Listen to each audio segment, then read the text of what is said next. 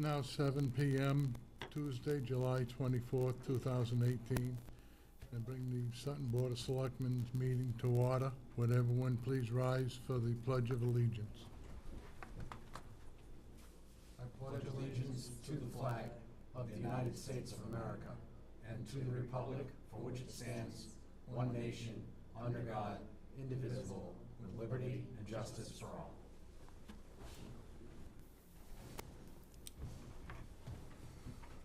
Public forum limited to 5 minutes per topic. Discussion or comments about town employees or agency members shall be avoided so as not to violate individuals' rights. Anyone here for public forum?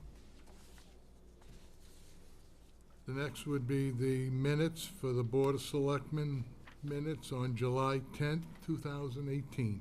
Mr. Chairman, I'd like to make a motion to accept as presented the minutes from our meeting on July 10th, 2018. Second? Motion's been made. Second, all in favor? Aye. Motion passes 4-0. Next would be under the agenda items would be the Senior Center update. Jim and Michelle and Wally, you want to come forward, please? Thank you, Mr. Chairman. Tonight, Michelle Edelstein from the Senior Center and Wally Baker on the Council on Aging wanted to do a presentation before the board on the demographics of seniors here in the town of Sutton. So I will turn it over to them. Wonderful. Thanks so much for having us. I appreciate that. Before we get started, I just wanted to mention two very important things that the Senior Center has going on that is, I think, important to know.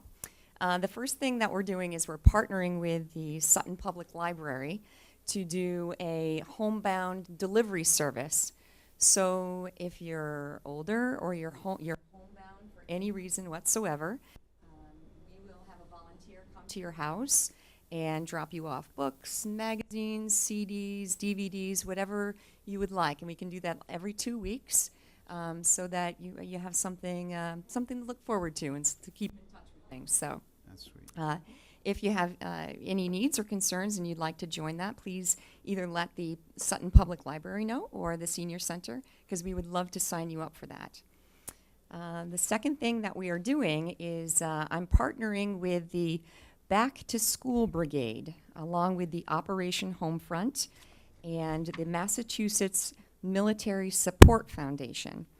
And this is going to be providing back-to-school supplies in a brand-new backpack to children of active military parents and or veterans. So if you'd like a child to have a backpack, school age, if their parent is an active military parent, again, and or a veteran, if you want, please call the Senior Center. Let us know. We need a name, address, phone number, and the age of the child and the gender. So that's a brand new backpack full of back-to-school supplies for our military folks here in town. Again, feel free to give us a call at the Senior Center for any assistance with that stuff. So some pretty cool opportunities there to take advantage of. All right, Wally, are we ready? Yep. All right, so here we go.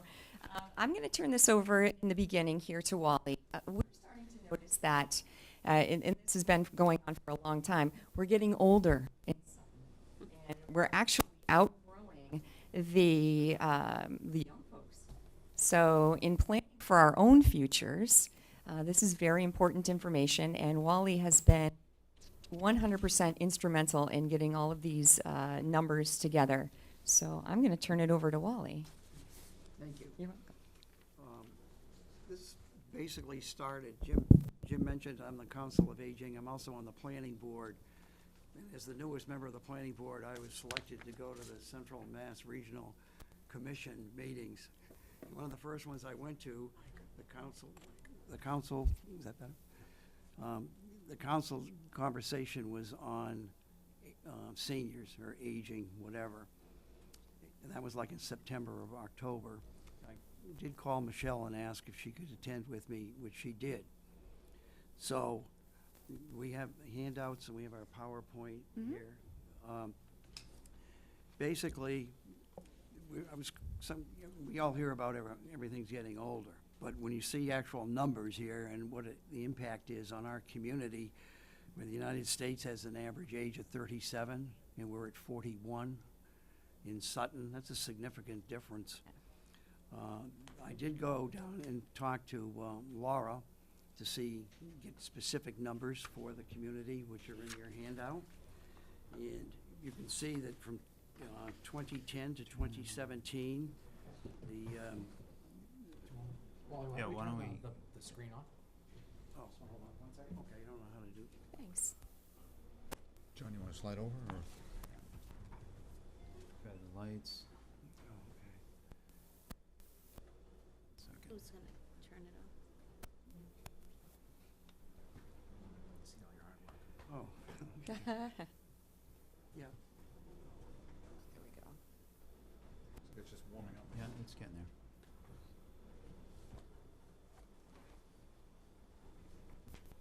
Wally, hold the mic closer to him. There you go. It moves. It's wireless. Is that better? Yeah, okay.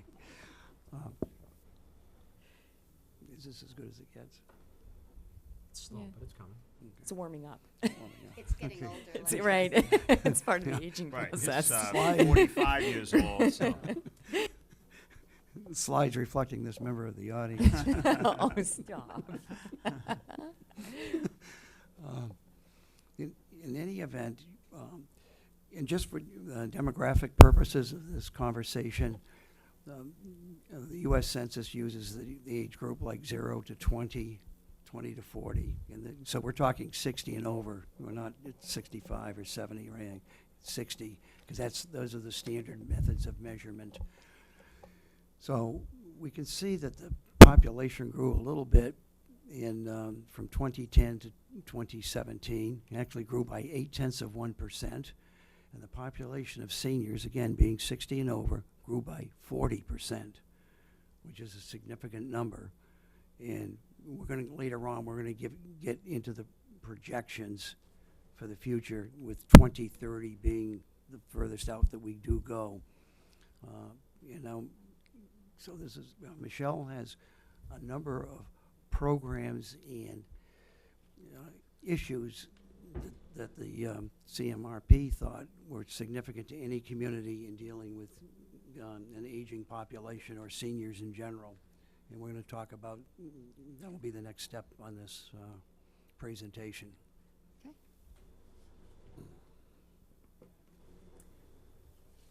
In assessing the age friendliness of any community, especially our community, and going forward as you're planning and thinking about things for the town of Sutton, the things you want to probably and definitely be asking yourself is, how friendly is your community to older members?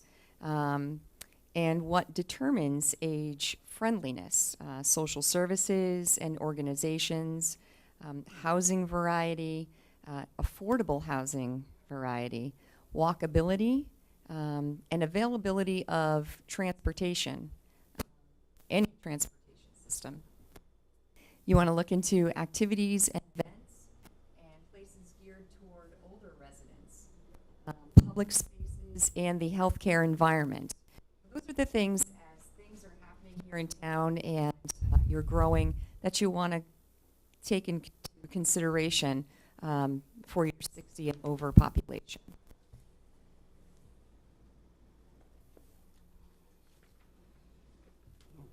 Okay. So those are the general items. Here are the projections, again from CMRP, of what the population should be by 2030. And yes, we are going to have a growth, but I think the more pertinent number here is the change of the percentage of population. You can see that from 0 to 10, we'll say basically the student, young people population is going to go from 28% down to 20, and the 60 and over is going to go from 15 to 36. Another thing to keep in mind is the population, if you looked at those numbers, 2010 to 2030 for the town will go up 12%. the population of seniors in the town will go up 125%. So for every person added to the town, there's going to be 10 people crossing the age of 60s. Of course, I'm sure that all this audience here is exempt from all that. So currently, you are experiencing some of these issues, such as affordable housing for seniors. Many of them would like to stay in the community that they've been in forever. They don't want to lose their family and their friends in the area where they've been their whole life. But trying to find affordable housing for them and or keeping them in their home is very difficult at the rate of money changes. It doesn't matter what it is. Many of our folks have done exactly what they were supposed to do. They saved their money, they saved their money, and they saved their money. They're outliving their money now. So every year when things go up, it gets harder and harder for them to continue to maintain their home. So again, the Senior Center tries to help meet some of those needs in the sense that we can help you take care of your lawn. We can get you to doctor's appointments if you need at an affordable rate, whereas if you had to, say, take a cab into Worcester, it would be $50. That's just one way. So where if you take Elder Bus or the Senior Center van, you're looking at $2 or $3. Again, and that's through some great funding through the state and federal and the town. Thank you so much for that, because it's really helped fill a need. Senior needs housing and transportation to get people around. Those are only going to get harder and harder. As you have yourself, if you have aging parents and you're working, you know it's very difficult to try to get out of work, still maintain your job, have a family to raise, and have a responsibility to your parents. So keeping all of that in mind, Senior Center is there to hopefully alleviate some of that stress if they need transportation to the doctor or a friendly visitor to assist them in the hospital to the doctor's visit. So that's available, and that's only going to get, as you can see, bigger and bigger and more of a need. So. All right. That it? I think that's it.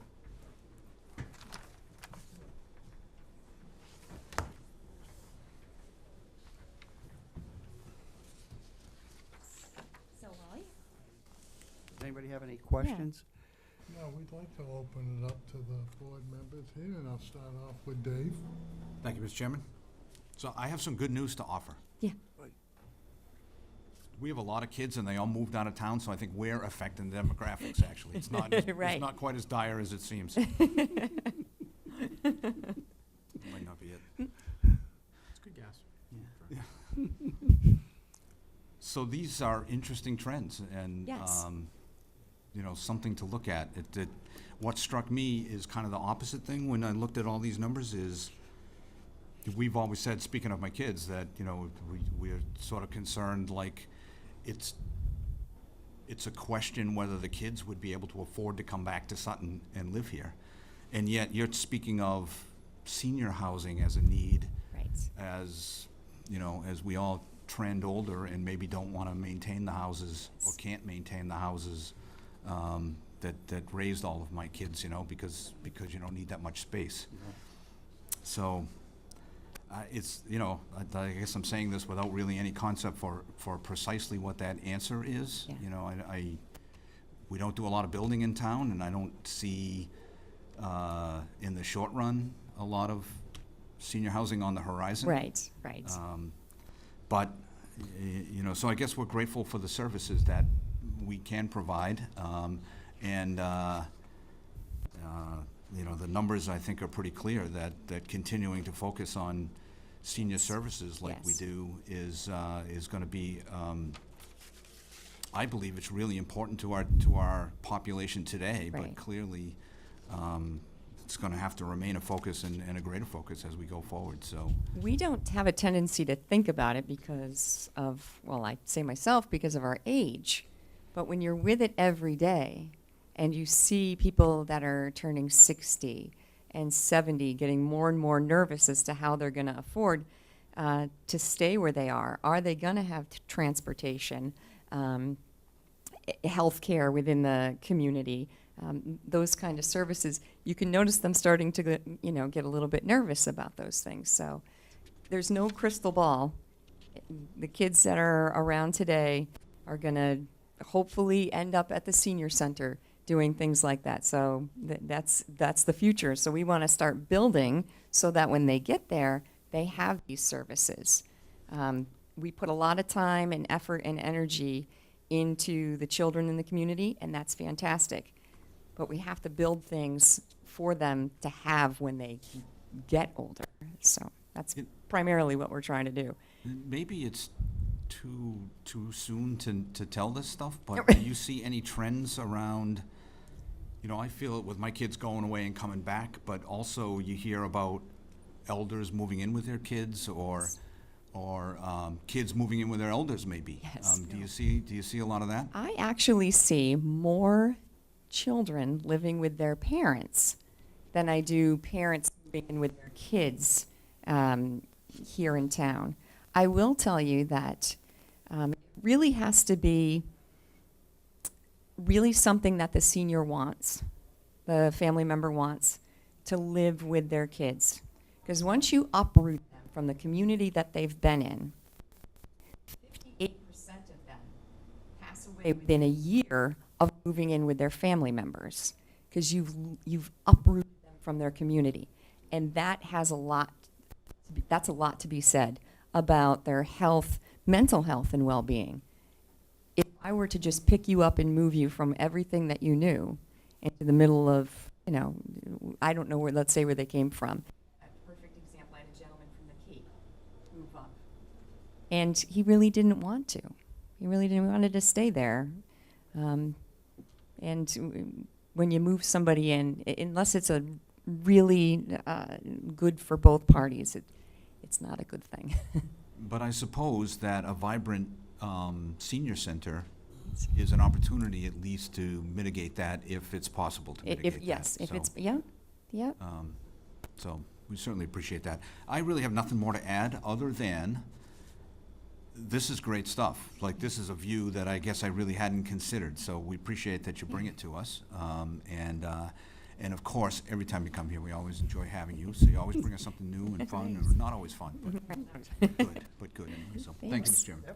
If I could respond to what you just said, that was our purpose for being here.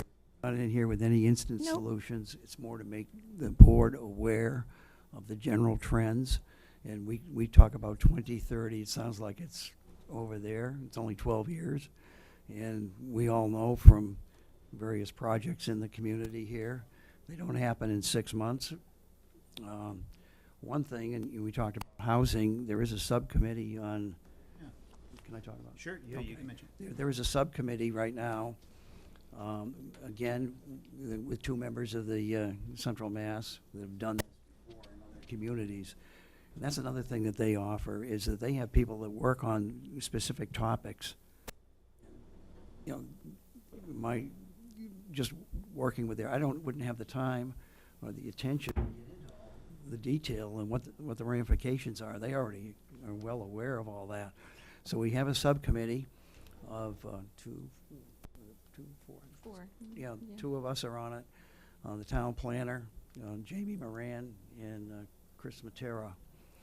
And we're looking in, there's gonna be you're gonna get a mailing here in August, and there are gonna be 2 public presentations here in September. And there's quite an extensive questionnaire as to the housing, what type of housing do you see, what kind of needs are there? Everything from, we'll say, cluster to, apartments. And as on your point before, do people really, when they get older, they really think they need a 3,000, 4,000 square foot house? You might be able to do a little less without any stairs, or. Right. So, this is the only thing that we really have specifically currently is moving forward. And again, I would, this is, again, will be sometime in 19 before, you know, it really comes out, we get a chance to analyze it and so forth and so on. So we've had 2 meetings already, and we have a meeting every month. And we're gonna have the 2 public hearings. One will be at the senior center during the day, and the second one will be here during the evening. So hopefully we can capture a larger portion of the community based on whatever else they have to be doing. Well, thank you. Whatever it is you bring at that time, this kind of information is great context to consider that information within, so. Yeah. Thank you. Thank you, Mr. Chairman. Jesse? Thank you, Mr. Chairman. Good evening, Michelle. Hi. Hi, Wally. Hi. Thanks for coming tonight. Yeah, I really don't have many questions again about the presentation. Definitely very good to put numbers in perspective. And again, I don't want to slight anybody, but the common denominator in terms of economic and political discussions is always about the kids.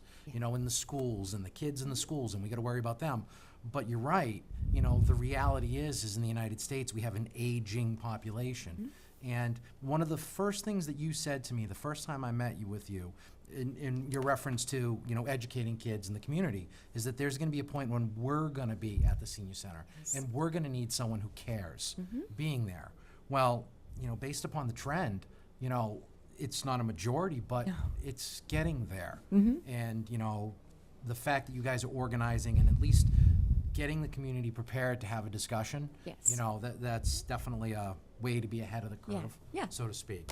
And again, even if the ideal solution is not devised, No. because again, there is no one-size-fit-all solution. yep. But the fact that the community is gonna start having this conversation, Yes.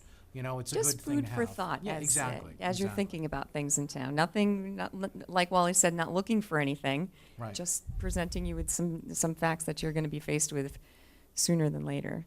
Yeah, because, you know, the landscape in Sutton, you know, walkability, you know, that's yes. non-existent. Right. And I don't ever seeing it being any Yeah. other different way. Yeah. The availability of senior housing, you know, limited at all. And, you know, most of the houses that are being built are not what I would consider to be senior friendly in Correct. any way, shape, or form. But on a positive side, in terms of some of the points that were made in the PowerPoint, I think there's a lot of activities in town. You know, the senior center. Yes. I mean, every event you have, I know, is for the most part well-attended, Yeah. and people have a good time and they laugh. Yes. And you provide a huge asset to the community. Yes. So, you know, at the very least, having this conversation Yes. is an advertisement for the senior Yep. center, to make more people aware. Because I'm sure there are some seniors, you know, in their houses Right. that, you know, still at this point may be embarrassed or shy and don't want to go down, even just to step in the door and say hi. Right. So maybe having this discussion, you Yeah. know, will Absolutely. encourage them to come down. and have fun. Absolutely. Cost of living, you know, this is another thing I wrote down, completely empathetic with that. In fact, at town meeting, we put forward a road proposal plan that was, you know, voted down by town meeting because of that escalation of costs. So again, I empathize, I understand, and I think anybody who lives on a Yeah. budget. Their you know, is their empathetic. Medicare had gone up. They got a Social Security increase of about $24, but their Medicare that they have to pay into went up $27. Yeah. So it's just getting harder and harder. Medicines, doctor visits, Correct. utility bills. Yes. Everything that those of us who are making a paycheck Grocery have to shopping, right? deal with Everything those that unfixed affects incomes. Right. absolutely. I can vouch for those numbers. So again, I think we as a board, we're definitely empathetic, and we'll definitely keep the seniors in Yeah, our hearts, yeah. that's for sure. Food for thought. All right, thank you for coming. Thanks. Thank you, Thanks. Mr. Chairman. Wendy? Thank you, Mr. Chairman. Thanks so much for coming. Yeah. It was very eye-opening. I just have 2 comments. Looking back to it, on one hand, seems like a lifetime ago, on the other hand, seems like yesterday when we were looking at the projections for students moving into the town to build the new schools. We were so focused on young families and school-age children. Yes. And understandably so. Absolutely. But this is part of the population that isn't necessarily forgotten, but isn't necessarily calculated for either.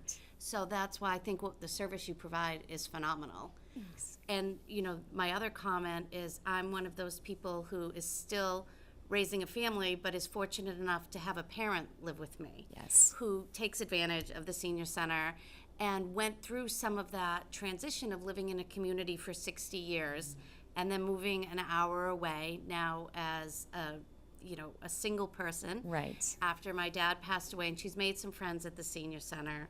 And having the transportation makes it possible for me to be able to go to work. Right. And for her to still go shoot darts like Yes. a wild woman. Absolutely. So I just think it's wonderful, and I just want to encourage any seniors who are out there. My mother had a lot of trepidation Yeah. about it because it was a whole new Right. beginning for her, and she's enjoyed it very, very Good. much. Good. Yeah, She's a and it's great a lady. very well-run system.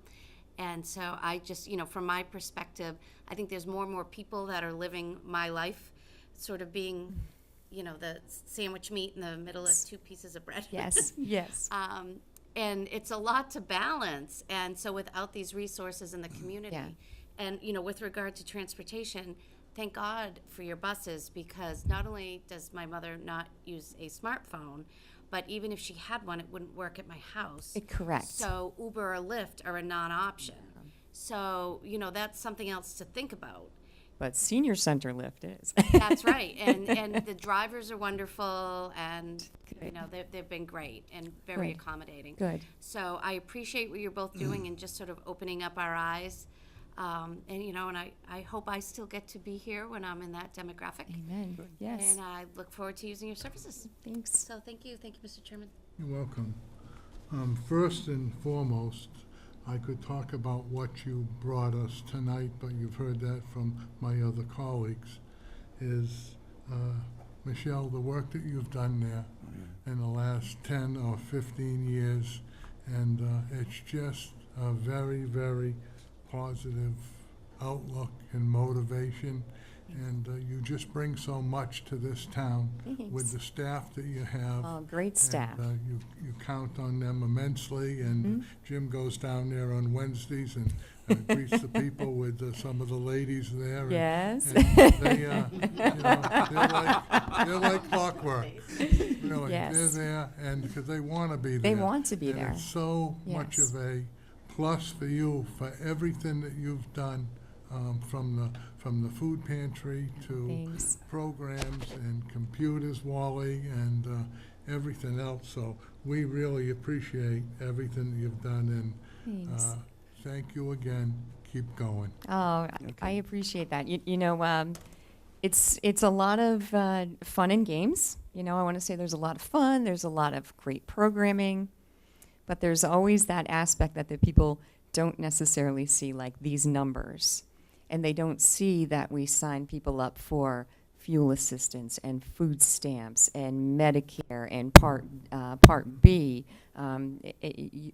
financial abuse, elder abuse. I could go on and on and on about the things that we see and the things that we do. Grief counseling on a daily basis, veterans assistance, rides to people who need chemotherapy early in the morning. So aside from all of those great programs and the friendly environment that you see when you come in and everybody kind of buzzing around and having a great time, the Council on Aging itself is doing a lot of, I want to say, almost hidden work, because it kind of gets outshined by the programs. But Clark Alderman does an amazing job with outreach. So, and you have a great Council on Aging board, especially with the addition of Wally, who's a numbers man. So that helps. So there's a lot of things that go on other than programming that this hopefully will bring to people's attention. So thanks for having us. Thank you for coming in. We Thanks. Thanks appreciate so much. Thank you. it. Thank you. Thank you. Before you go, one point, cooling station. Yes. Oh, I would love to talk about that. Thanks for bringing that up. That's fantastic. So, in this hot weather and in the soupy weather that you're having right now, the senior center has been open for a cooling station. Not only have we provided transportation to folks down there to bring them in to be cool, you've had 12 people take advantage of that don't have air conditioning in town, seniors that don't have air conditioning, that stayed the day, read books, took part in some of the activities, as well as you had a number of phone calls. I'm going to say 7 phone calls in which we went to someone's house and put in an air conditioning unit.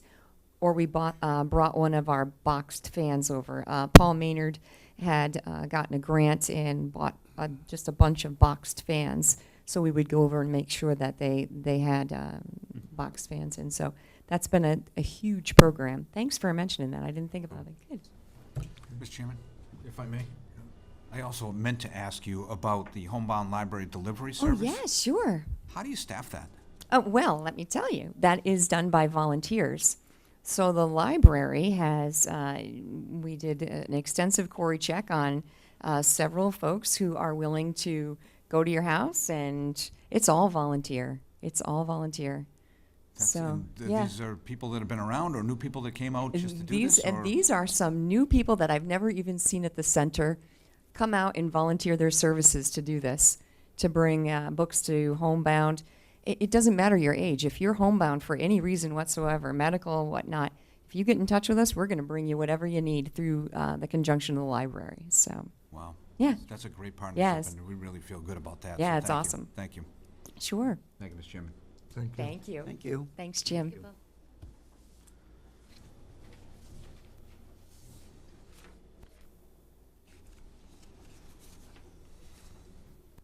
Next on the agenda would be approval for a 3-year Teamsters union contract. Jim?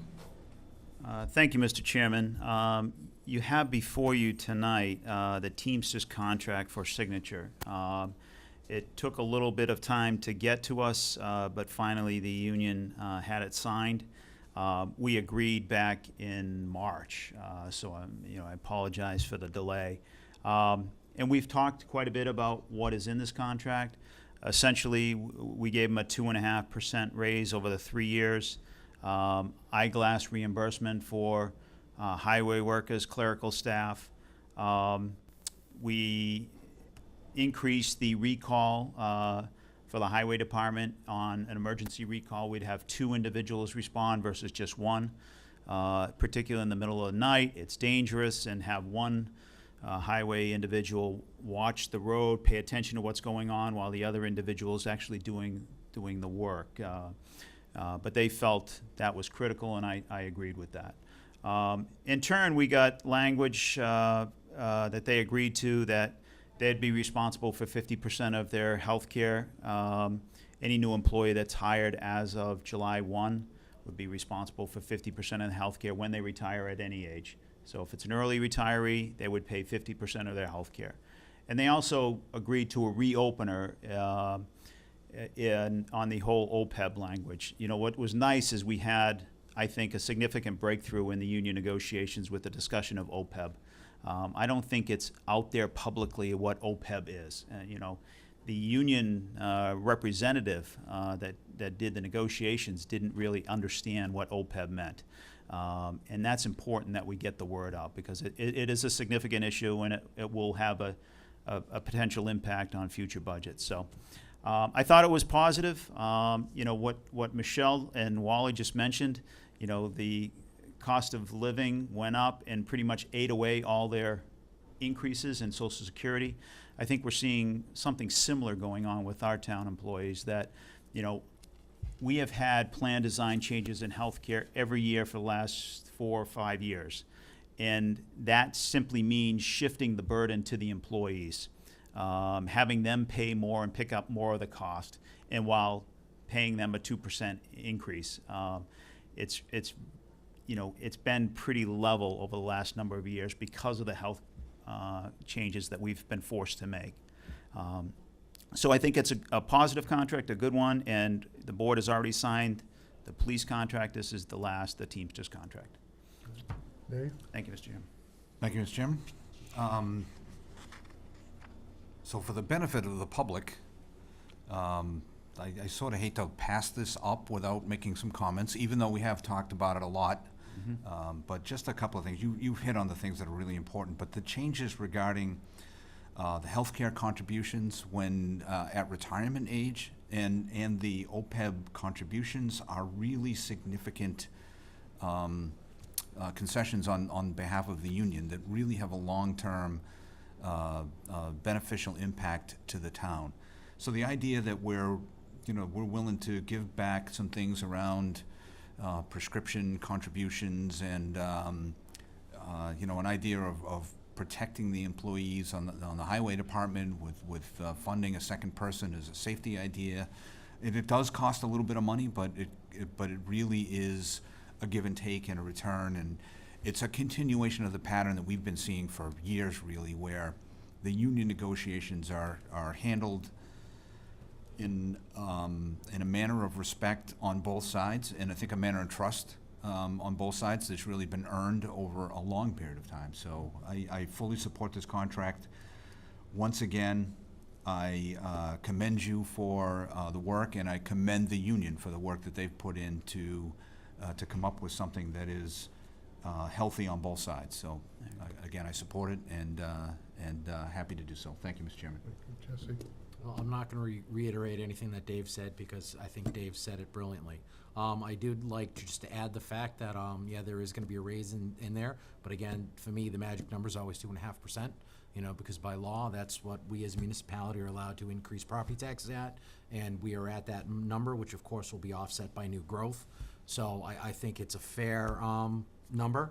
And the fact that the union willingly embraced it, I think, again, to Dave's point, that it's not a forced negotiation, but it's a mutual trust. So, well done, Jim. Thank you for your hard work on this. And thank you to the Teamsters for supporting this.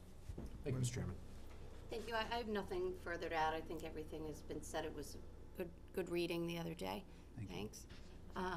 But no, I just agree with what my colleagues have said, and thank you, Jim. Sure. And to the representatives from the union.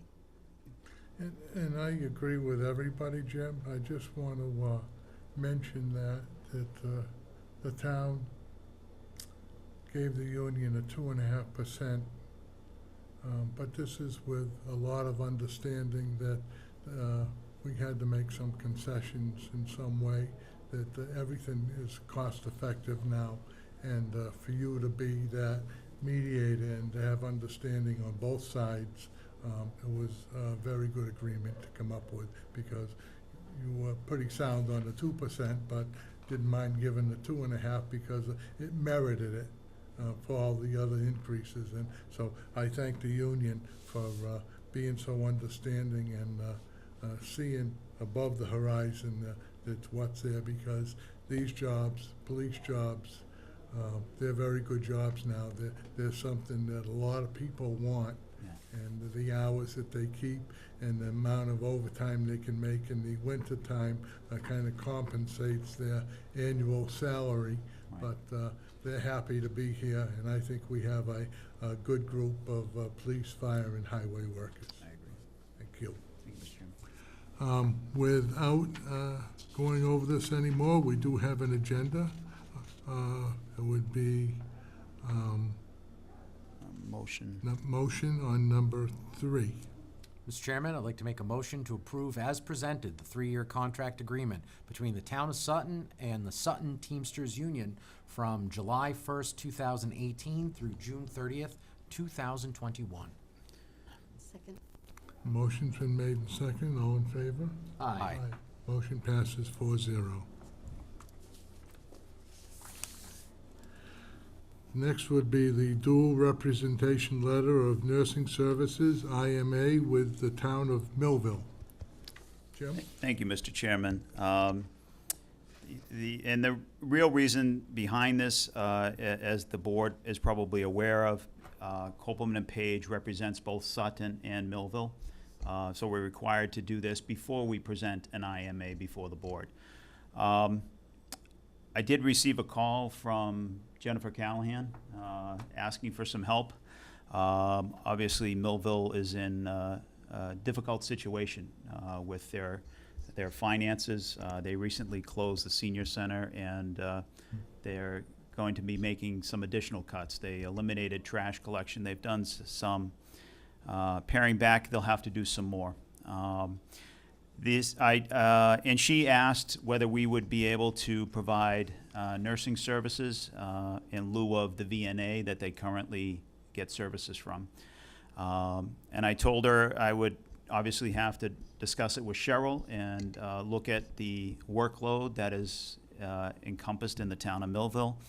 And I realized after looking at the production, there isn't much to it.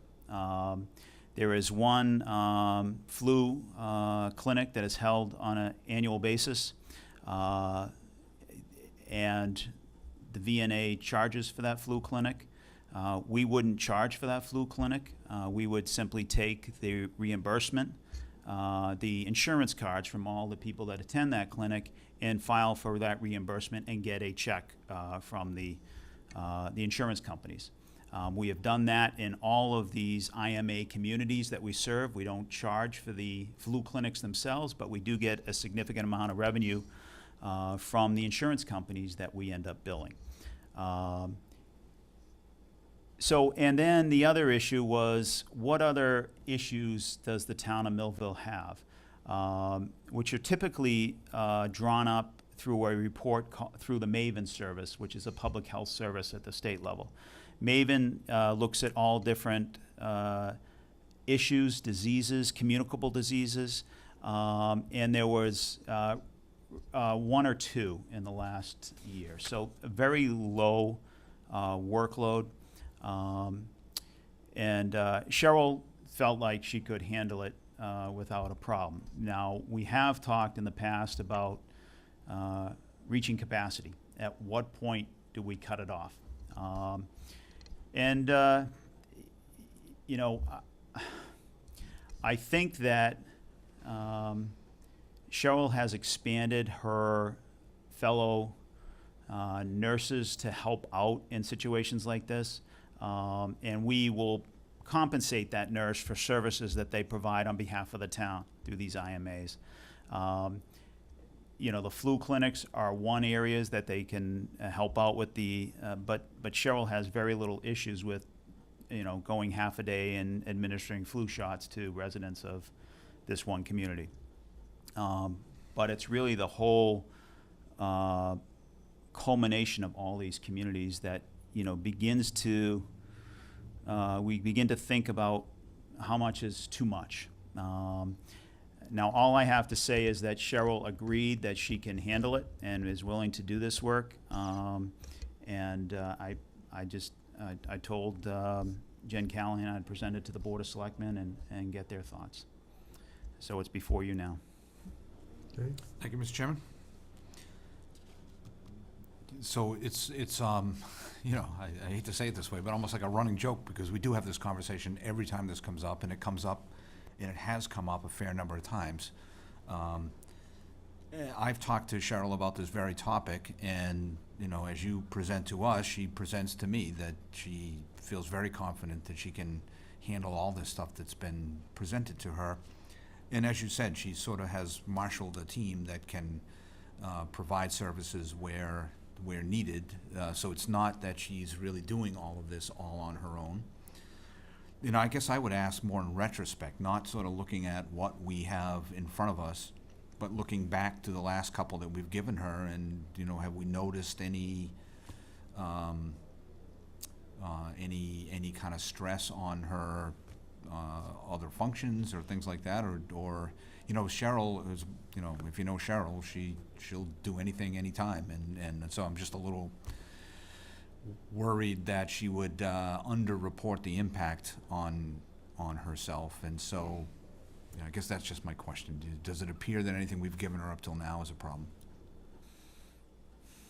Not to the best of my knowledge. You know, I do my best to understand and look at each department head's responsibilities and their workload. You're right, though. She's closely guarded and you know, lets us know that everything's okay. I think it is, because I haven't heard anything from the recent communities that have signed up for IMAs, whether it's West Boylston or Westboro or any other recent communities that have signed up. No issues, complaints, or anything. So that tells me the customers, or at least are satisfied with the services they're getting. Cheryl maintains that she has it in her to do this, but I am, like you, just paying attention to it all. Yeah, I guess that's all we can ask. I have no reason to think this is any different than the other ones. As you say, it's just additive, and you wonder. The other question that I have is, Millville, because of their circumstances, may be underserved now, possibly. I don't know this for sure, but just given where they are, so my question is, do we find ourselves in a position where you may need to assess the needs of a community and determine that, in fact, there might be more services required somehow than what they're even asking for in this agreement? And do we define in the agreement very specific things that we're doing as part of the agreement? The typical IMA contract is probably more general. I think we outline that we will do 1 or 2 flu clinics depending upon the community. I think down there in Millville we'll do 1 flu clinic. And we'll also administer Maven, running those services. Cheryl can often do that work from her office here in Town Hall for all the IMAs that she's responsible for. However, the one issue is when you have a communicable disease that needs everyday visible taking of the medication, which is required in some situations, then she or a nurse would have to visit that community and watch the patient take the medicine. I don't think Millville has any of those. It's certainly a possibility in the future. They could get one of those. Right now, Millville pays the VNA $2,500 a year. So it's a small amount of money that they're paying out, and we will probably get 500, 750, maybe 1,000 at most out of this contract. But it does provide a service, and it's obviously been requested. Yeah. Well, the underlying question is whether or not we'd accept the IMA, Right. Or Copeland and Page to do the work. And of course, they've done many of these for us, and I'm sure this is virtually push button for them. So I have no problem with that. And at the end of the day, I really don't mind. I like the idea that we're helping out communities where we can. And I think we're doing everything that's reasonable to monitor where we are with our own resources and ensure that we're not overtaxing Cheryl and until we reach some other conclusion, then I think I have no problem with this. So thank you. Mr. Chairman. We're in a time of mutual aid as communities. We can't all have a health department. We can't all have a town nurse. We can't all have, services. We're 351 separate entities, and we all must have every service. We're trying to get beyond that, and this is one way that we're trying to do that. Yeah, great. Jesse? Thank you, Mr. Chairman. Yeah, to echo Dave's sentiment, my concern isn't necessarily the fact that we're looking at another one, but again, the tax on Cheryl. Ultimately, as Dave said, she's a trooper. She'll never say no to anybody, which is one of the things I think we all respect and admire about her. But again, there is that realization that you could hit that point where, you bit off more than you could chew. So that would be my only concern. And if you, as your immediate supervisor, feels that she's handling the workload within town, which of course are our primary duties, Right. effectively, fully, then I'm comfortable with adding another one. With one little caveat, what would be the term for these contracts? They're all one-year term Terms? and renewable at the end of the year for the same terms, unless we decide to change those terms, which requires mutual board approval. So we take it a year at a time. Right. And obviously, if we feel the work is overburdening her, then we will talk about dealing it back a little bit. Yeah, so if it's only 1 year, if she's comfortable with it and you're comfortable with it, I'm comfortable with it. Thank you, Mr. Chairman. Thank you. Wendy? Thank you, Mr. Chairman. I love the one-year term. I think that's great. But I just want to be clear for the public, what we're voting on tonight is just to allow K and P to represent both communities That's correct. in developing the agreement. Yes, they will draft the IMA, and then that will come before the board and the next meeting or another meeting to vote on. That was good. That was just my only point of clarification. Thank you very much. Sure. There's a motion on the floor. Wendy? Sure. I would like to make a motion to approve the dual representation disclosure, allowing Koppelman and Page to represent the towns of Sutton and Millville regarding nursing services in the intermunicipal agreement. Second? Motion been made and second. All in favor? Aye. Aye. Motion passes 4-0. And the last agenda item is approval of changes to the Veterans Abatement Article Number 12 for the spring town meeting. Thank you, Mr. Chairman. We sent this article up after the May 14th town meeting. Selectman Lemanik proposed it, and it essentially grants real estate abatements for certain military personnel, and those are people in active service that are serving in a different country. And my understanding of this language, it's mostly housekeeping. They took the same languages, they just preferred to rearrange the wording. For those of you who read it, it doesn't seem like any significant change has been made. The positive is this is moving at a very quick pace. We sent it up May 15th, and the Senate has already approved some redrafting of it. So it's moving through the process relatively quickly. And it's before you for consideration. If you vote to approve it, we'll send it back to the Senate with the corrections attached. Hey, you said it's moving fast, let's keep it moving fast. Yeah, to your point, Jim, I went through the language, it's something minor, and actually looking at the suggested language, it's a little more closer to something that Nick Nunemacher had suggested in terms of including the specific portionality line in there, so I am completely comfortable with this, so. All right, great. Thank you, Mr. Chairman. I have nothing to add, Mr. Chairman. Thank you. Okay, very well. And there's a motion on the floor? Mr. Chairman, I'd like to make a motion to approve as presented the proposed wording redraft for the property tax abatement for active military personnel, Article 12 of the May 2018 town meeting, as recommended by the General Court. Second? Motion been made and second. All in favor? Aye. Motion passes 4-0. Next would be the town administrator's update. Jim? Thank you, Mr. Chairman. You know, I do have something to talk about before I get to the update. I think I'm going to do it this way. And that's regarding Mike Kenny's resignation. I received a call from him last week, last Thursday, I think it was, and he said, obviously, considering the circumstances, he felt like he needed to resign. And I asked him to forward an email to me to that effect, and he did Thursday afternoon. So, with his formal resignation in hand, it's now up to the town to, unfortunately or fortunately, schedule a special election.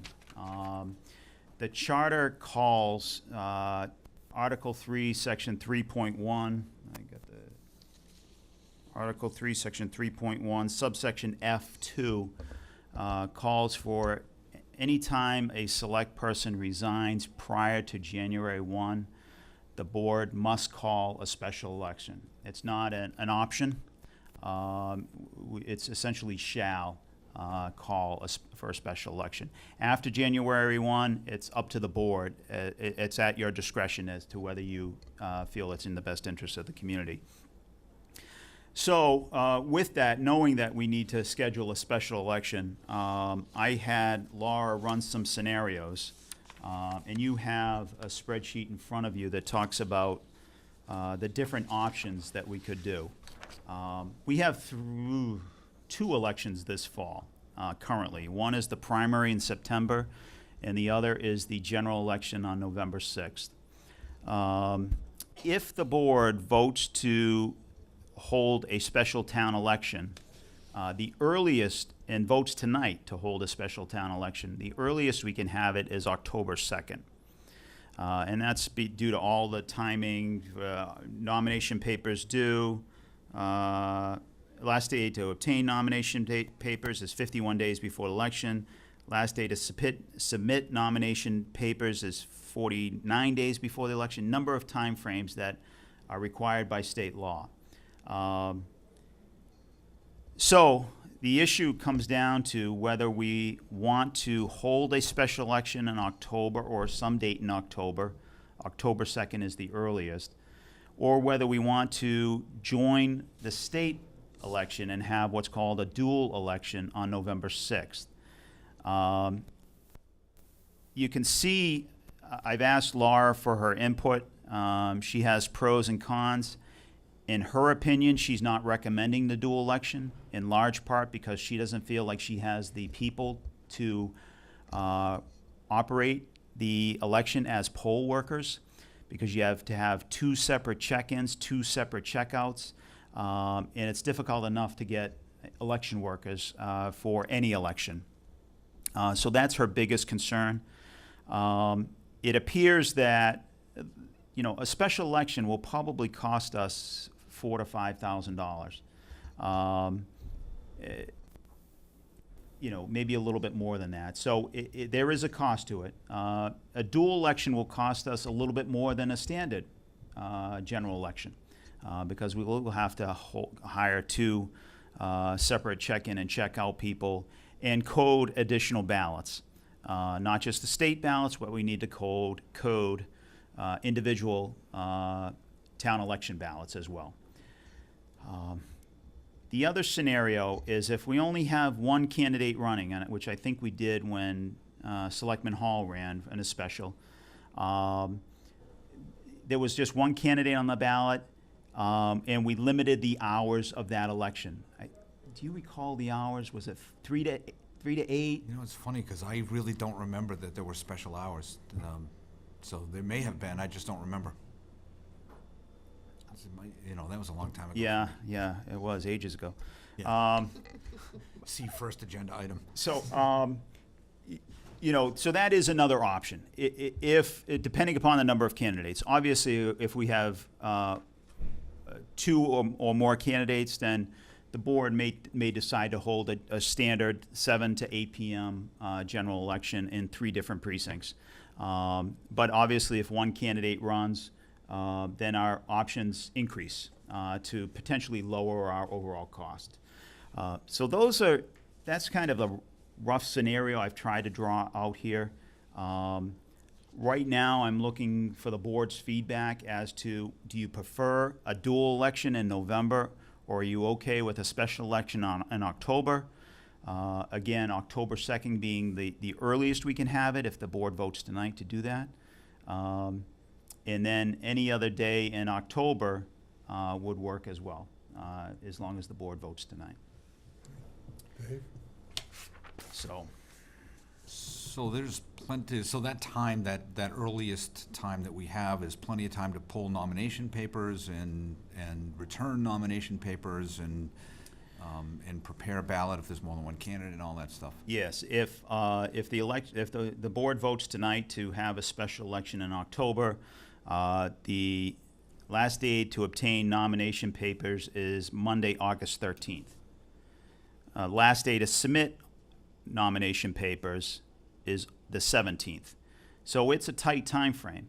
You know, I don't know that we can give a month and a half for people to make up their mind on what they would like to do. I think we're a little constrained by the circumstances we're in. But the time frame is drawn out. I have that handout in front of me. The board doesn't have it in front of them. I apologize, but it is following state law. All the timelines are. And if we pushed it back a couple of weeks, where does that add time in the process? Well, you can extend the nomination papers. If you want to have the nomination papers available until, you know, the following Monday, like the 20th. So August 20th nomination papers, you could take nomination papers out until August 20th. You can return them Friday, August 24th. that's an additional week added onto the schedule. That would require that you couldn't have a special election on October 2nd. It would require, the earliest you could have it is October 9th, which is the day after the Columbus Day weekend, so I wouldn't recommend that. And then you start getting close to the November election. Yep. And that's where I'm a little concerned.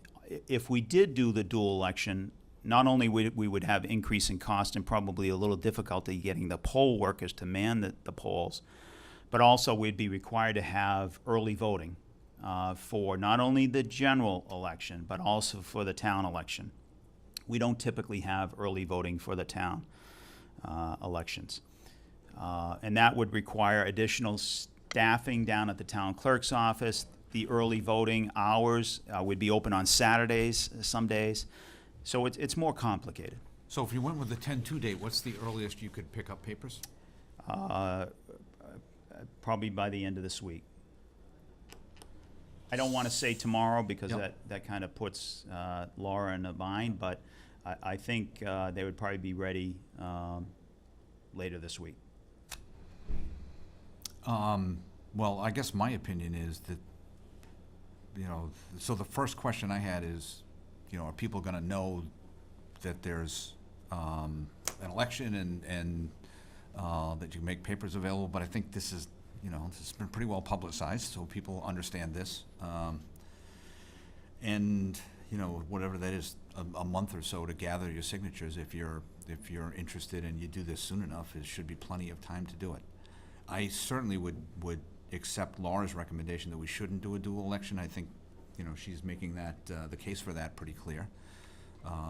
And I presume we don't need to make the decision today about what hours to No. to hold the. No, I'd the recommend election. holding off on that Yep. in large part. A lot of it depends on the number of candidates. If we just have one candidate to pull papers, then the board can decide at a later date to limit the hours. Either, probably the best are afternoon and evening hours, 2 to 8 or 3 to 8, where we only have to serve one meal to the election workers, where we have detail offices for half the day versus the full day. Those are other costs that are added to the election. Okay.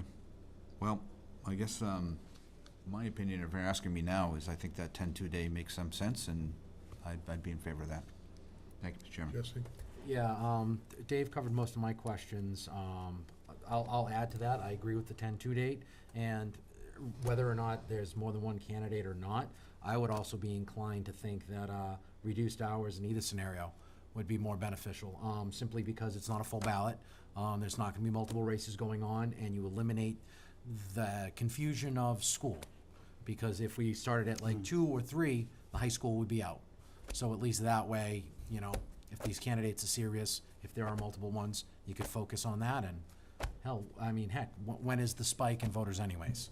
In all actuality. Right. Most of them come after hours, after work anyway, so. Thank you. No further comments. Well said. Wendy?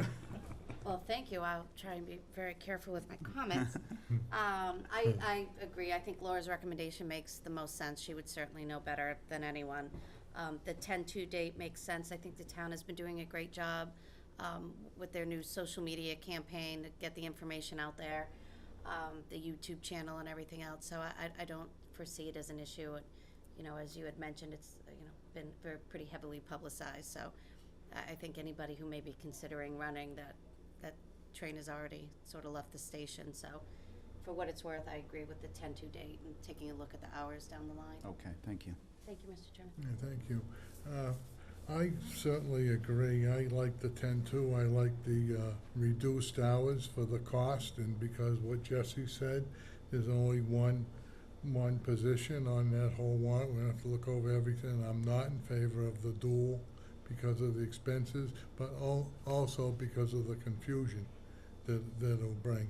And I think in the last week or so, there's been a lot of publicity, and everyone knows now why we have to have this by law and everything. And I think between our papers, the Telegram and the Chronicle, they can get out a nice positive thing, and when we're gonna have an election and everything else, and a little more coverage that way. And I'm geared up to getting it done with on October 2nd.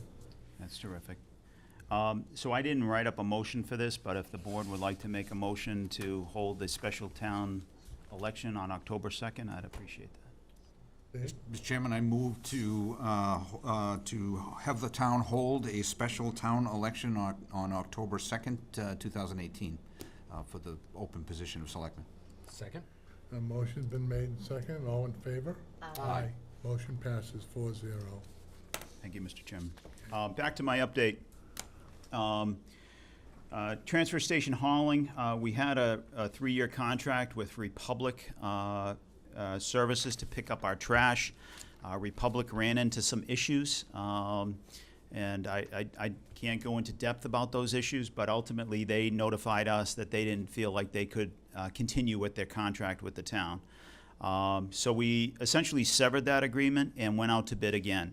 Pellegrino Trucking won this bid, and they actually gave us a lower rate than we were already in, which is a positive. Mark Pellegrino submitted a bid for 3 years. Year 1 is 125, year 2 is 130 per haul, and year 3 is 140 per haul. Those are rates that we didn't get 10 years ago. So considering the circumstances, I think it's a positive for the town. Green Community Grant. We were notified by the state that the Green Community Grants were being presented Friday, July 20th, last Friday. I went to the award ceremony with Selectman Lemanik. We received $243,482. Doreen DeFazio obviously was important. She couldn't make this because she was on vacation, and deservedly so. But we did appreciate all her effort in putting together this grant. We did receive $151,000 for the elementary school boiler. We actually timed it a little bit. We went out to bid beforehand and opened bids on Thursday. And the bids actually came in at a little under $82,000. So we significantly underestimated that. John Kuchar basically spec'd out the similar boiler that we have in the Early Learning Center. And we just figured it's a little bit further of a distance that they need to go, and put in the grant request of $151,000. And it came in at roughly $70,000 savings. So that's positive in a lot of ways. We're going to look to see if we can use some of that money, reprogram it, if you will, and work with Green Communities, Jane Pfister, and others up there to see if we can do some additional energy efficiency projects with that money, rather than giving it back to the state. And hopefully we will be able to do that. $24,000 was for middle school, high school LED lighting. That's mainly the gymnasiums, Ramasco Gym and the middle school gym. In the elementary school gym, we did receive $68,000 for the elementary school gym, and that's also for some hallway lighting in the elementary school. So the gym and the elementary school gym and the hallway will get LED lighting. Obviously, the boiler went out to bid and has been. We issued a notice of award. I'll be doing a contract next week with the MPC who won the boiler bid. That work should be done prior to the beginning of school, which is the objective. The LED lighting, it's a tight time frame, but we do have Guardian Services. They're on the state bid list, so we got them off of that. And they are planning to do this work prior to school opening. So it's a tight time frame, but hopefully we can get it done. If we do get it done, then we can apply next March for another Green Communities grant. We've had tremendous success, in a large part because we've got Doreen DeFazio as our sustainability director / energy manager, and she bird dogs this. She makes sure all the applications are done, the timelines are all good, and all the work is completed prior to December 31st, so we can apply the following March. So That's why we're there every year getting grants. Now, we may be running out of ideas, so we need to really dig deep and look for the future ideas. Again, boiler bid, I already mentioned that. Digester visit in Deerfield, Mass. Chairman John Hebert and Selectman Lemanik attended this tour of a digester site in Deerfield, Mass.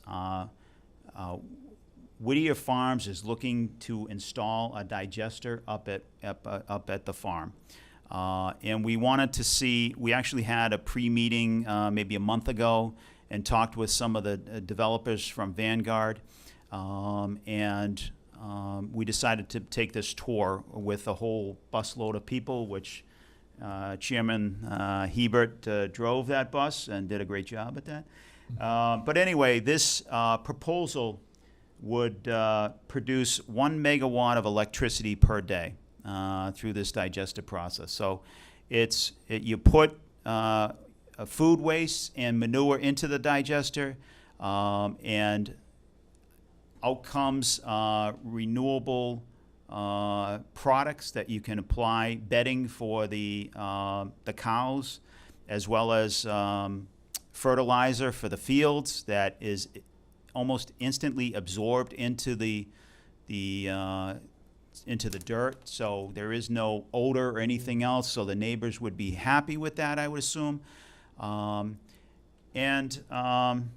It would also make them almost 100% renewable. Probably one of the first farms in Massachusetts that's almost over 100% renewable green. Because they currently have a solar array which produces 85% of their electricity needs, and this digester would take up the extra 15% and more of their energy needs. And so I think it's a great process. They will have to go through the permitting process, site plan review at the planning department, as well as a permitting process through DEP and the Board of Health. But it was an interesting time, and we really learned a lot about this. And anybody that's interested in looking at it, probably can get it on Google Earth and looking at what was that farm? Barway Farm in Deerfield, Mass. They have the digester, and it's a pretty interesting operation. Sutton Fire promotions. Fire Chief Matt Belcito promoted 2 lieutenants to captain in Station 1 and in Station 3. Station 1 captain is now Jeff Briggs, and Station 3 captain is Neil Ford. Congratulations to both Jeff and Neil. I know both of them. They're great firefighters, great people.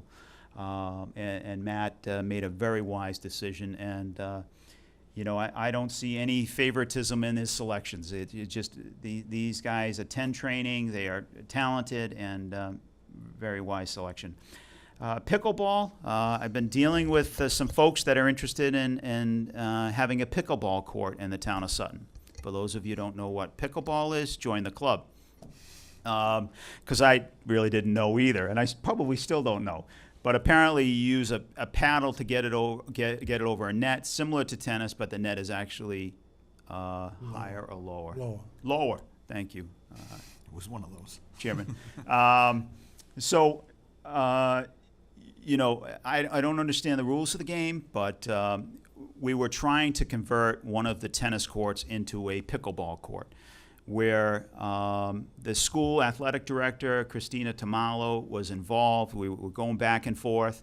We thought we had an agreement, and then at the end of the day, Westboro Tennis was going to line the court. At the end, the school department discussed with a number of other communities, and they didn't feel that relining the courts would be advantageous to tennis, the high school tennis team, and match play, et cetera. It would be a little confusing, and they sort of vetoed the idea at the end of the day. So we're still in search of a potential pickleball court and potential locations for that, and I'll continue to work on this and try to find one.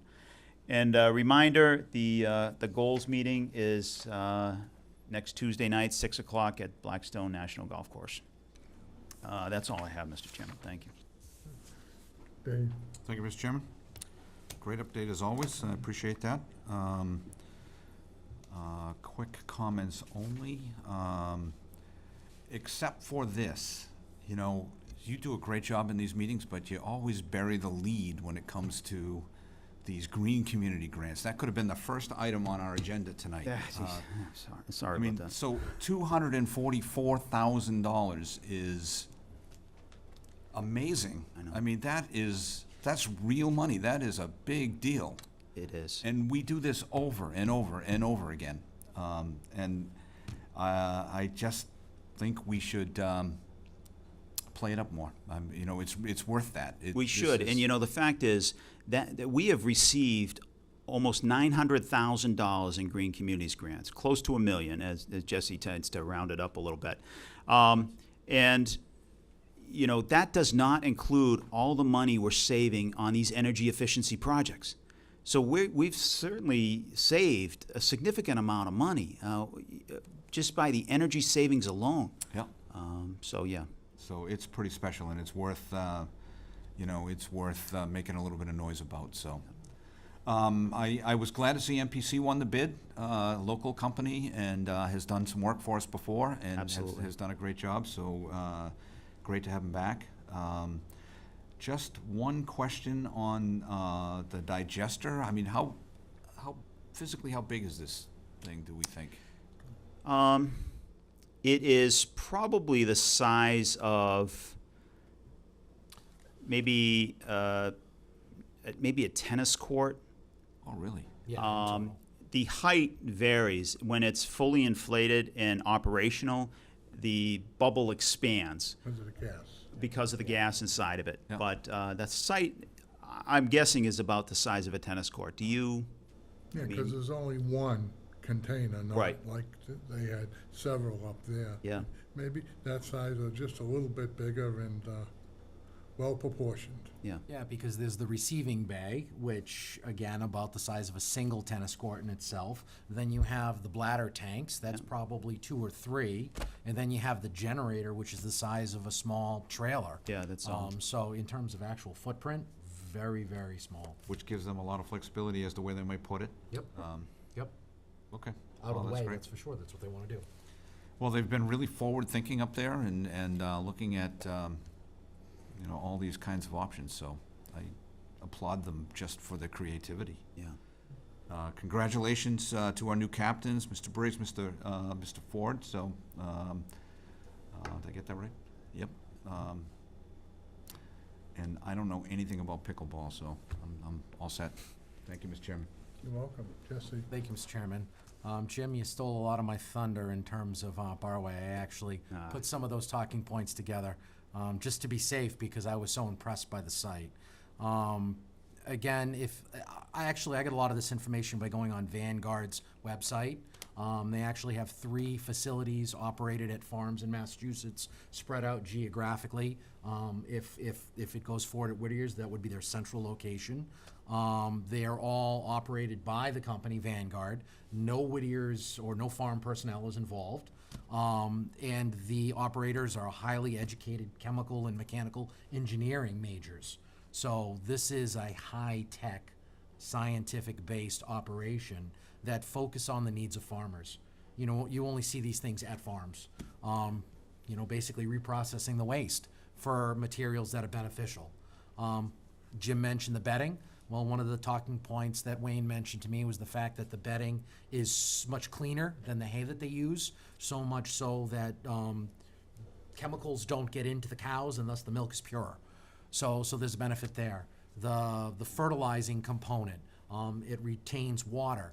And the Barway farm managed to get 4 cuttings for hay last year in drought season, where typically they were lucky if they managed to pull off 3. Yeah. So 4 full harvests. So again, that's you know, extra benefit to these farms. And yeah, the farms themselves don't make cash per se, but they get these benefits. The heat that's generated can be piped into the buildings, which is something that the Whittiers were thinking about pursuing, which means as this natural waste is going through its chemical process of breaking down, they're getting free heat for all of their buildings. Yeah. So, I mean, this is, anyone interested in this should really look at the Vanguard website because it is awesome. Yeah. And apparently, this is the move that all the European farmers are going to. Right. There are thousands of these sites all across the European continent. So I'm hopeful that, this is something that will not only be beneficial to the Whittiers, but, other farmers in the area as well, because I was impressed. I don't know if the chairman was impressed, but I know I personally was impressed. Green communities, you forgot one big point. Everything that we've purchased, close to $1 million worth, is stuff that we would need to purchase anyways. Boilers at the schools, insulation at the senior center, boiler at the senior center, vehicles for Right. yourself and that can be used by other town employees. Right. These are things that are normal budget items Right. that we are not only saving money on because we're getting the green versions of, but the state is funding these as well. Right. So That's true. you gotta give props to Michael Chizzy, because it was his vision that got this ball moving. And the fact that the Board of Selectmen has over the years continued to support these initiatives. Jim, you've supported this, and the hard work of Doreen, who, whenever she comes, she's obviously saving us money. And again, as Dave said, $243,000, that's real money. Right. So, thank you to everyone involved in that. That was just, it's enjoyable coming home with that big check. Yeah. I know, that was a mouthful. Congratulations to Jeff and Neil, along with Captain Dresser at Station 2. Chief Belcito is assembling definitely the leadership team necessary to have the Sutton Fire Department, engage in the work that it does on a daily basis, and it's phenomenal. So thank you to them, thank you for their involvement, and thank you to everyone involved in that. Pickleball, I don't know. Yeah. I think I'm gonna pass on that one. Good- Can you pass the Good ball? decision, yeah. All right, that's all I have. Thank you, Mr. Chairman. Wendy? Thank you so much. Just want to start off, congrats to the new fire captains. They all give so much of themselves to the community and their service, but I'm particularly thrilled for them. They earned it for sure. I'm really fascinated by this digester concept. I did look at the Vanguard website. It was really fascinating to me, and I think ironically, it really ties in with our push toward the green community, Yeah. because they are reutilizing those resources. Right. And, the Whittiers have been nothing if not, forward-thinking in ways to do that. So I'm really fascinated by it. Yeah. And I think it would, must have been a wonderful tour to go on. So that's fantastic. And again, thank you to Doreen. Just goes without saying. Yeah. I thought pickleball was a typo when I first read the agenda, and it's a real thing. But It gets proved, trust me, I have to be careful yes, I'm sure you what do. I send out. So I have nothing to say about that because I don't know what it is. But I'm excited to find out. Is it like a standard court, like a tennis court? Is that the intention? Mr. Chairman? Yeah, you do it on a tennis court and you put different lines in and it goes, instead of the netting being like tennis is like this, you go this way, so you can make up two courts. Just and, confusing It's me. the up-and-coming sport, and a lot of the recreation, the Y has one, Northborough has one, a lot of places. Yarmouth down at the Cape have a big outdoors ones now, and it's the up-and-coming, so someday So hopefully Sutton we'll would have be it very, here. very trendy. But that's all I have. Thank you very much, Mr. Chairman. Thank you. Jim, thanks for the update, and congratulations to Mr. Briggs and Mr. Ford. They've been here since day one, and all the commitment, all the training, all the dedication, and the energy that they bring for other people to look up to them, and now to be at this proud moment to be captains. It's really special for them, and there's no one any more deserving what they are. And a big tribute to our fire chief. Boy, we stole a good one when we got him, you know? You're darn right, He yeah. is really good Darn right. for this town.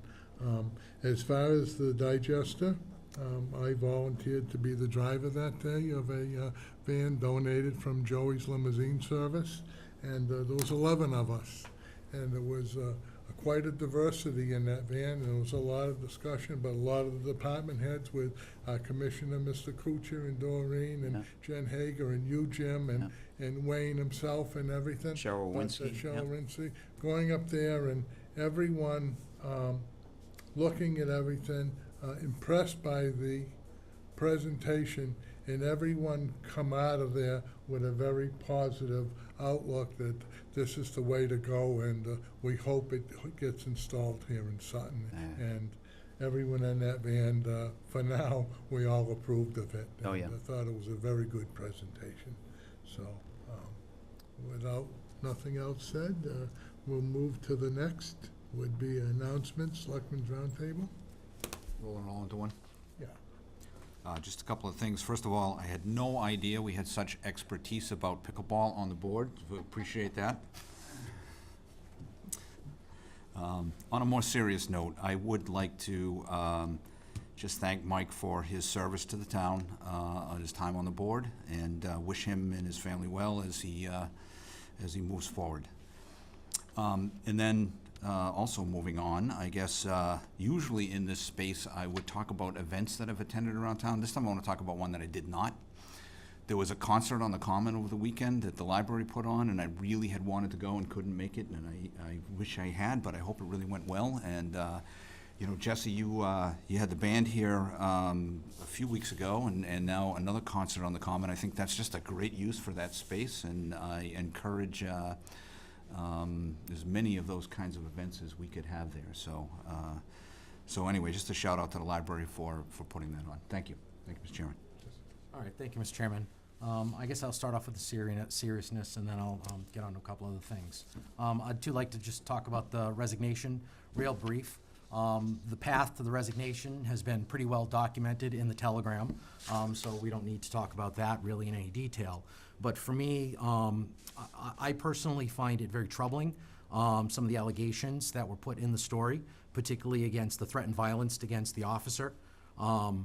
Especially in light of recent events in the state, you know, to hear that come from an elected official in any capacity, to me, that's just troubling. And again, the resignation was published in yesterday's Telegram, and the fact that that didn't include an apology to the community, to me, speaks volumes. So, you know, personally, I'm very troubled by all this, and, you know, I'm glad that we're moving on from it. On the more positive note, I didn't attend the concert on Saturday, but I did attend the one on Sunday.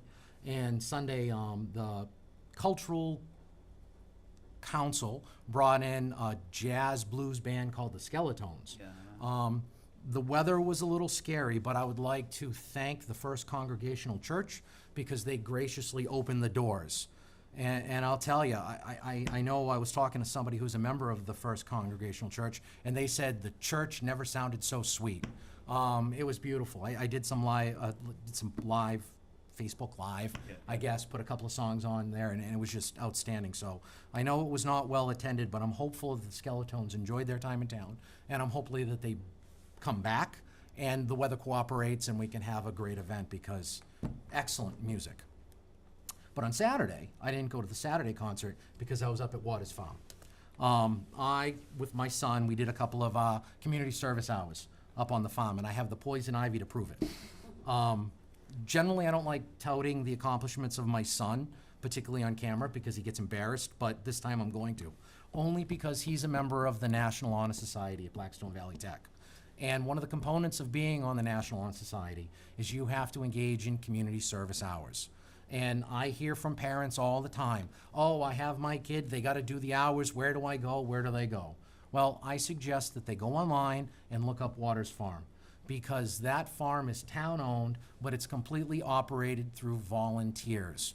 Residents who give themselves of their time to make sure that you actually have this living history entity within town that's highlighted on Waters Farm Days. So all throughout the year, there are things to do around the farm, chores. So if you have a young man or young lady that's looking to do some community service hours, you know, contact the farm, and they're always in need of helping hand. So just don't bring the poison ivy home with you like I did, but that's on me. Last but not least, Michelle actually handed me a physical copy of the needs for the Mike Chizzy Food Pantry. And this week she's looking for applesauce, beef stew, canned ham, pancake mix, cake mix, mustard, and cleaning supplies. Thank you, Mr. Chairman. Wendy. Thank you very much, Mr. Chairman. I just have one item. My other hat, the Police Station Building Committee Just to remind the public, our monthly meeting is next Wednesday, the 1st, here in this room at 7 o'clock. Anybody who drives by can see the building is moving along tremendously well.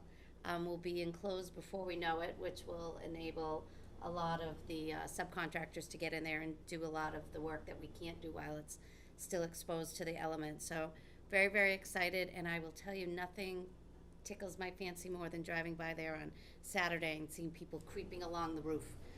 It's just tremendous, and we're really excited, and I just want to thank the chief and members of the department for all of the work that they have done and researching, what it is that the community needs without going outside of our ability to provide that financially. So tune in next Wednesday for a financial and construction update. That's all, Mr. Chair. Okay, thank you. Can I ask one quick question? Dave? They're supposed to be creeping along the roof, that's okay? No, they're Okay. creeping with safety wires Okay, on. I was just Yes. making sure. All right. The lawyer in me Yeah, comes they're out just when I drive professionals, by. right? Okay, all right. Yeah, no, they're doing a spectacular job. And I have nothing to offer. We'll make a Don't motion discount to yourself. Adjourn, Mr. Chairman, I'd like to make a motion to adjourn. Second. all in favor? Aye. Motion passes 4-0.